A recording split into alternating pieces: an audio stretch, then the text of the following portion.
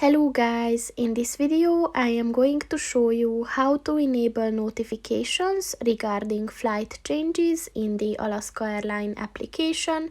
But first I just want to mention, don't forget to subscribe to my channel, because at 10,000 subscribers I am going to show you my whole YouTube revenue statistics and growth strategy, as well as how to make money online. Let's jump into it. First of all, open the application on your phone and then click on the More button at the bottom of the page on the right, and then scroll down and click on the Settings button, and then click on the App Notifications button, and within this section look for the Flight Changes button. And if you want to enable it, just click on the white circle next to it, and once it turned green, the notifications are on. So that's pretty much it for this video, guys. See you in the next one.